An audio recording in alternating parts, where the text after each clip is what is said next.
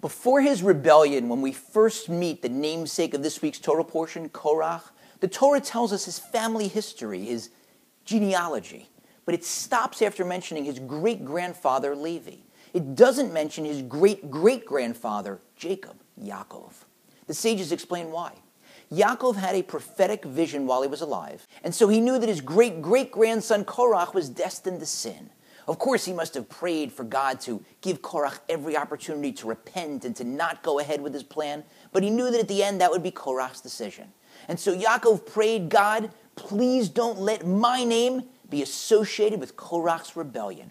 And God acceded to that request. But that always bothered me. Think of who we're talking about. Yaakov, the patriarch, somebody who spent his entire life, every moment, with every fiber of his being, coming closer to God. Someone who raised the 12 tribes. Someone who once wrestled and beat a heavenly angel. The heavens must have shaken when he prayed. And the best prayer that he can come up with for his descendant Korach was a selfish one. Don't let my name be associated with him. Couldn't he have come up with something for Korach? If a parent gets bad news that their son or daughter did something bad, and their first prayer is, God, please don't let anyone find out that that's my kid, you'd be off-put by that. How about a prayer for your kid? So I heard a great explanation. Before explaining it, I have to tell you a story. One of the great Torah sages in recent years died after the age of 100. And when he was past the age of 100 and still had his full faculties, he got the great news that a sixth generation had been born in his family, a great-great-great-grandson. He immediately exclaimed, Mazel Tov, I can be an aid, a witness for him.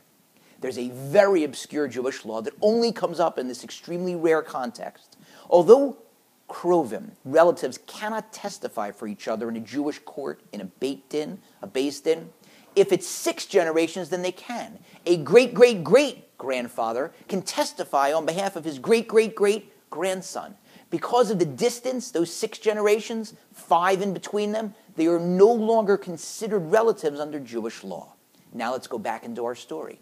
Korach was only 5 generations away from Yaakov, which means they were still relatives. So this was Yaakov's prayer. He was saying, God, if Korach does go ahead with his plan, and I hope he doesn't, and you're going to punish him, then I beg you, don't make me part of it.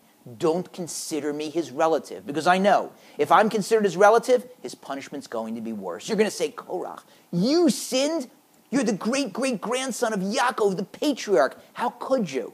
So Yaakov's prayer really wasn't the selfish one. It was on behalf of Korach.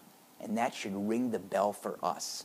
We know that parents can exert a very strong gravitational pull on their children. Drakehead, come.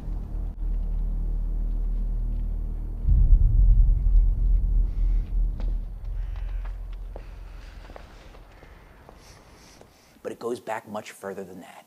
I can name my grandparents, particularly my paternal grandfather, Harry Rothenberg, for whom I'm named.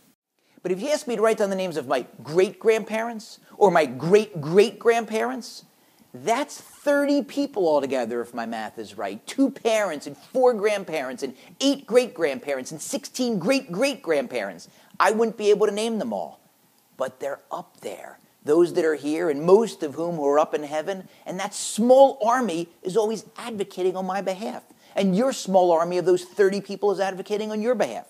Particularly the ones who are no longer here, who are up in heaven.